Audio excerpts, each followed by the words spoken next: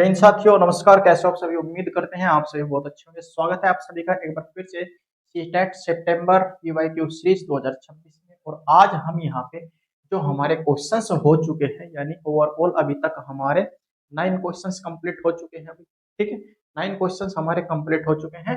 आज की इस क्लास का श्रीगणेश करेंगे क्वेश्चन नंबर 10 के। क्वेश्चन नंबर 10 आपके सामने कहता है diagonals P R and Q S of a parallelogram P Q R S intersect at point O if OP equals to x plus y centimeter, OQ equals to 20 centimeter, OR equals to 16 centimeter and OS equals to y plus 7 centimeter, then the value of 7x minus y in centimeter is।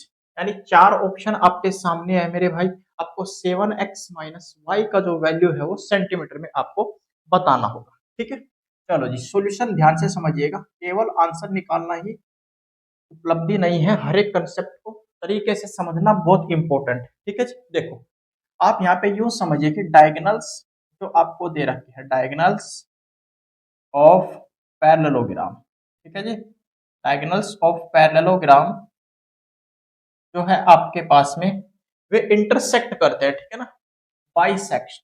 ठीक है ना, intersect यानी bisect, bisect each other, bisect each other. आप कहोगे जी बिल्कुल, यानी OP equals to आपको क्या दे रखा है जी? ओपी इक्वल्स टू आप कहोगे भैया जी हमें दे रखा है X plus Y, X plus Y. O Q equals to आपको दे दिया है जी 20 सेंटीमीटर, 20 सेंटीमीटर। और इन सभी का जो यूनिट्स है वो सेंटीमीटर में है। ठीक है भाई। अब ओ आर इक्वल्स टू आप कहोगे भैया 16 सेंटीमीटर है, और ओ एस इक्वल्स टू आपको दे दिया है जी Y plus 7, Y plus 7 centimetre. Clear है मेरे भाई? अब एक आप यहाँ पे देखो, ओ आर हमें दे रखा है जी 60। ठीक है, ओ आर 60 सेंटीमीटर। अब हम क्या करेंगे, क्योंकि हमें तो यहाँ पे वैल्यू फाइंड करनी है। और वैल्यू कब आएगी? जब हमारा एक्स और वाई का मान हमारे पास में अवेलेबल होगा। ठीक है भाई। अब एक बात बताओ, क्योंकि जो पैरेललोग्राम के डायग्राम्स डायगोनल्स है वे एक दूसरे को क्या कर सकते हैं? बाइसेक्ट। यहाँ पे एक दूसरे को बाइसेक्ट करते हैं। ईच अदर दिया हुआ है ना, ये देखो, ये आपको क्या रखा है कि ईच अदर। ठीक है, intersect at A point. Clear है? तो बाइसेक्ट ईच अदर, ये आपको वैल्यूज दे दी गई है सेंटीमीटर में। अब यहां से हमें एक्स और वाई के मान याद करने, क्योंकि एक दूसरे को जो है ध्यान से समझिएगा, बाइसेक्ट यहाँ पे क्या करते हैं? इंटरसेक्ट करते हैं। तो आप क्या कह दोगे? Is simplify that OP equals to आप कर दो भैया जी, ओपी इक्वल्स टू आप कर दो कितना? देखो, ओपी इक्वल्स टू आपका दे रखा है जी एक्स प्लस वाई। आप कहोगे बिल्कुल दे रखा है भैया जी। ठीक है, बिल्कुल दे रखा है जी। OP equals to O R. ठीक है, दिस सिंपलाइज दैट ओपी हमारा है जी एक्स प्लस वाई, और ओ आर हमारा है जी 60। यहाँ से आप क्या कह सकते हो भैया? इससे हमें इक्वेशन नंबर 1 नाम दे सकते हैं। इसी तरीके से, इसी तरीके से आप कहोगे जी O S equals to O Q. ठीक है, ओ एस को आप देखिएगा तो आप कहोगे जी वाई प्लस 7 है, इक्वल्स टू आपका हो जाएगा 20। अब यहाँ से हमारा क्या वैल्यू आ जाएगा? यहाँ से आप कहोगे जी 20 माइनस 7 आपका हो जाएगा 13। ठीक है, 20 माइनस 7 आपका 13 हो जाएगा। अब y का मान आप समीकरण नंबर 1 में रख दो। ठीक है, y का मान जो है समीकरण 1 में रख दो। समीकरण 1 में आप रखोगे तो आपको मिल जाएगा जी x प्लस 13 बराबर कितना? 16 है ना। तो x इक्वल टू 16 माइनस 13 आपका रह जाएगा भैया 3। अब जो हमसे वैल्यू पूछा है 7x माइनस वाई, उसका हम यहाँ पे आसानी से मान निकाल देंगे। 7x minus Y, 7 into x का मान आप रख दो बेटा जी 3, और y का आप रख दो कितना? 13। तो 7 या 21 माइनस 13 कितना आ जाएगा? 8 आ जाएगा। कौन से ऑप्शन में मैच करेगा? ए ऑप्शन में। इसीलिए A option will be the right answer. Clear है? तो ये जो छोटे छोटे पॉइंट्स है ना मेरे भाई, मैं आपको हर एक वीडियो में कहता हूँ कि आप जो है इनको तैयार कर लीजिए।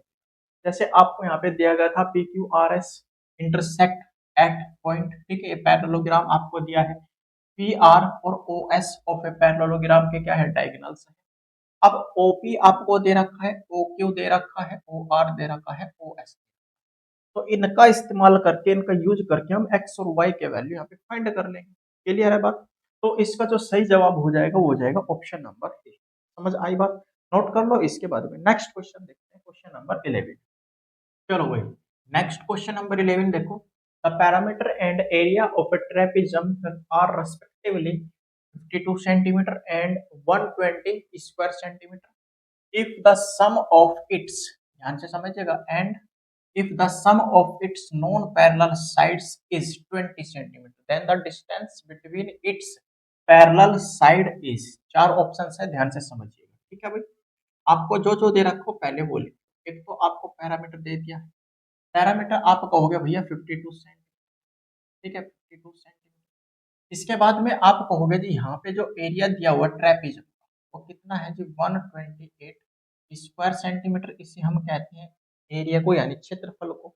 आपका जवाब होगा जी बिल्कुल। ठीक है अब चलो देखो, एक पॉइंट और हमें यहाँ पे दिया है जो है sum of its non parallel sides. वो कितना दे रखा है जी, सबसे पहले इसे जो है आप बढ़िया तरीके से इसको नोट कर लो। कितना दे रखा है, आपका जवाब होगा भैया 20 सेंटीमीटर। ठीक है जी, बात खत्म। चलो अब यहाँ पे साइड्स की बात आई है तो हम क्या करेंगे, let parallel sides, let parallel sides,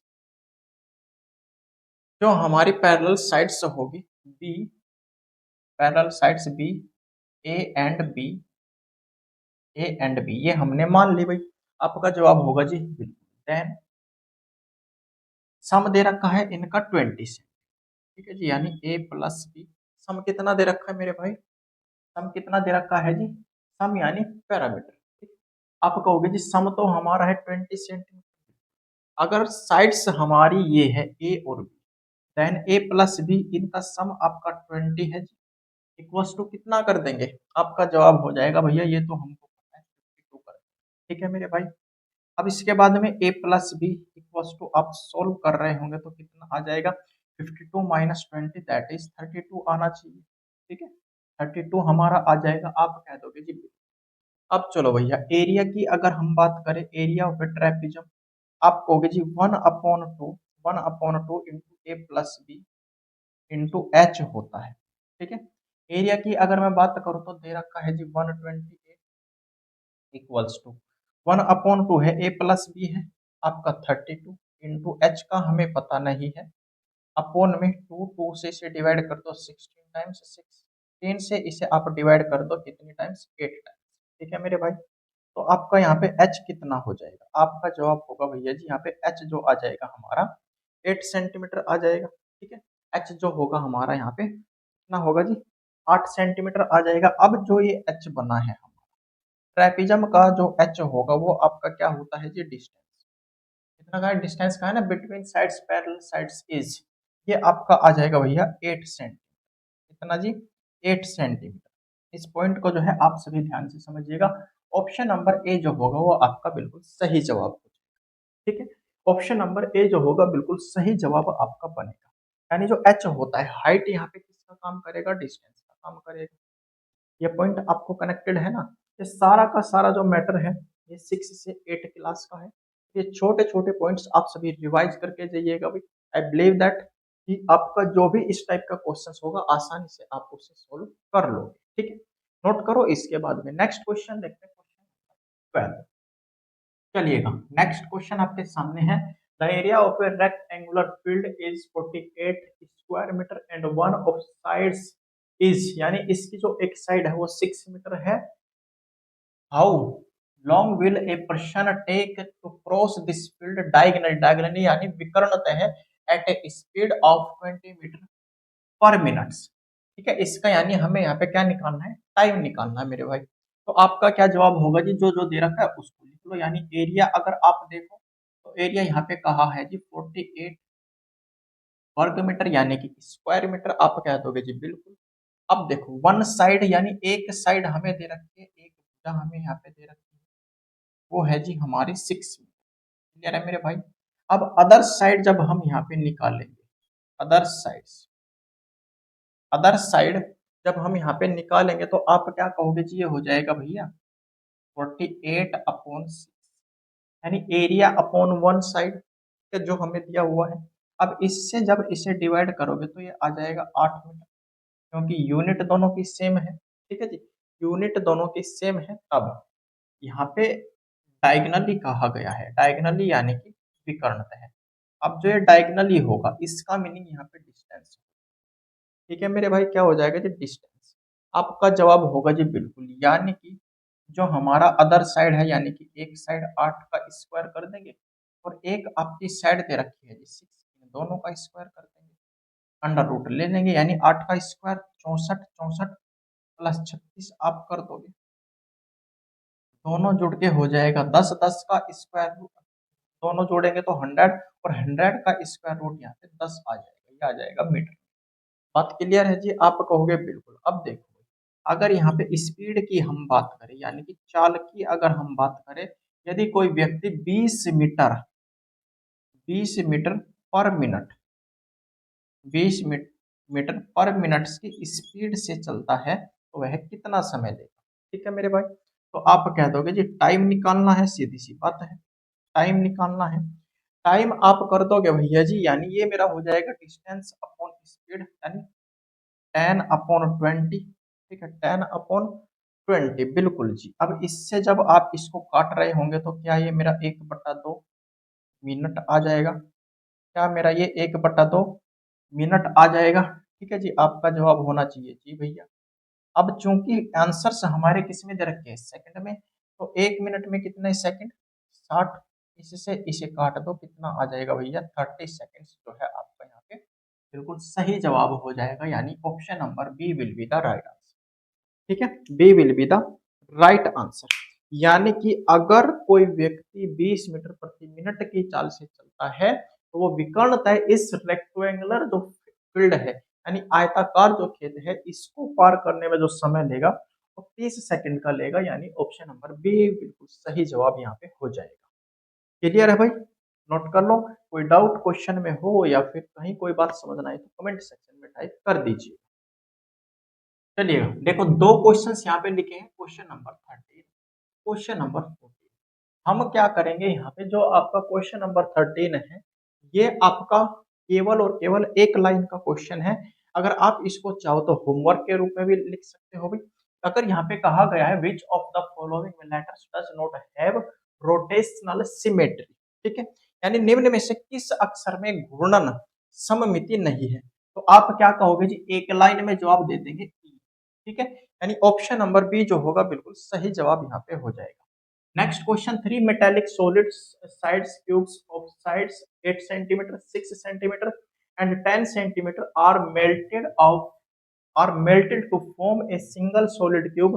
The sides of the new cube so formed is, यानी कहता है कि हमें यहाँ पे 3 भुजाएं दे दी गई है ठोस की, ठीक है, 3 हमें यहाँ पे भुजा दे दी गई है और इनसे मिलकर जो बनने वाला धातु होता है, अगर हम इसको, यानी इन साइड्स को अगर हम मिला दें तो इनसे मिलकर जो हमारा धातुओं के ठोस घनों को पिघलाकर अगर हम इनसे एक घन बना दे, ठोस घन, तो उसकी भुजा कितनी होगी। यहाँ पे ये छोटा सा क्वेश्चन है, ठीक है, तो आपका जवाब क्या होना चाहिए, देखो भैया जी, यहाँ पे 3 साइड्स दे रखे, ठीक है, 8 सेंटीमीटर, 6 सेंटीमीटर और 10 सेंटीमीटर, यानी फर्स्ट साइड की अगर मैं बात करता हूं तो आप कह दोगे भैया जी 8 सेंटीमीटर, ठीक है, सेकंड की अगर मैं बात करता हूं तो आप कह दोगे जी 6 सेंटीमीटर, अगर थर्ड की मैं यहाँ पे बात करता हूँ, थर्ड साइड की, तो आप कह दोगे भैया जी 10 सेंटीमीटर, ठीक है जी।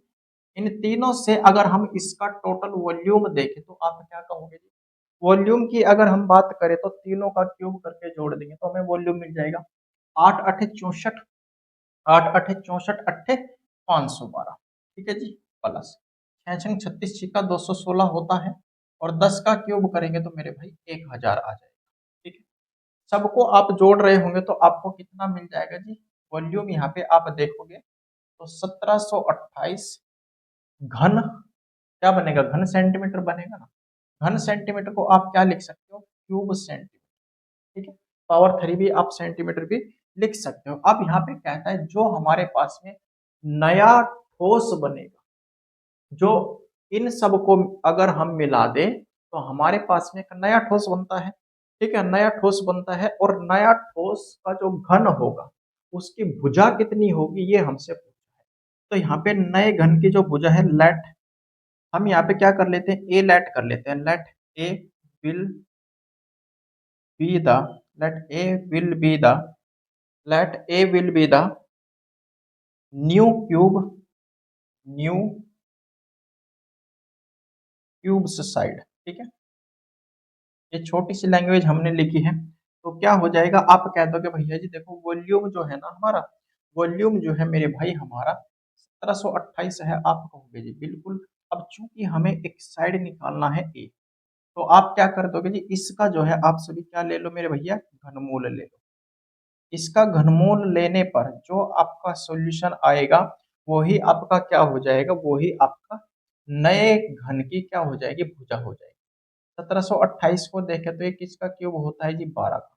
इससे इसे हटा दोगे तो कितना आ जाएगा मेरे भाई, 12 सेंटीमीटर आपकी जो होगी यहाँ पे नए घन की साइड बनेगी। कितना आंसर आया, 12 सेंटीमीटर, यानी कि option number C will be the right answer. जो आपका ऑप्शन नंबर ए हो जाएगा वो बिल्कुल सही जवाब हो जाएगा। ठीक है भाई, क्या पूछा, यही तो पूछा था कि अगर हमारे पास में कोई ठोस घन है, यानी कोई धातु से मिलकर जिसकी साइड्स 3 दे रखी है, इससे एक ठोस बनता है। उसके बाद अगर हम ठोस को पिघाल कर इनकी जगह पर केवल और केवल एक ठोस घन बना दे तो उसकी साइड्स हमें बतानी थी। तो टोटल तीनों का वॉल्यूम निकाल लेंगे, यानी जो हमें घन दिया गया है उसकी साइड्स दे रखी है, वॉल्यूम निकालेंगे तो तीनों का क्यूब करके जोड़ के जो आएगा वो आपका वॉल्यूम बन जाएगा। अब वॉल्यूम जो आया है वहां से हम क्या निकाल लेंगे, एक साइड निकाल लेंगे जो हमारे पास में नया घन तैयार होगा, और जो इसका क्यूब रूट आएगा वो ही आपका यहाँ पे न्यू साइड हो जाएगी घन की, यानी कि 12 साइड। क्लियर है मेरे भाई। तो आज की इस क्लास में हमने फिर से एक बार पीवाईक्यू सीरीज यहाँ पे कंटिन्यू रखी है, तो क्वेश्चंस को हमने यहाँ पे डिस्कस किया है। तो क्लास कैसी रही कमेंट सेक्शन में जरूर बताइएगा। क्लास अच्छी लगो तो क्लास को शेयर, लाइक और चैनल को सब्सक्राइब जरूर करिएगा भाई, और नोटिफिकेशन बेल को ऑन जरूर कर लीजिएगा। मिलते हैं आपसे नेक्स्ट क्लास में, तब तक के लिए आप सभी को नमस्कार, जय हिंद, जय भारत, जय श्री कृष्णा, राधे राधे।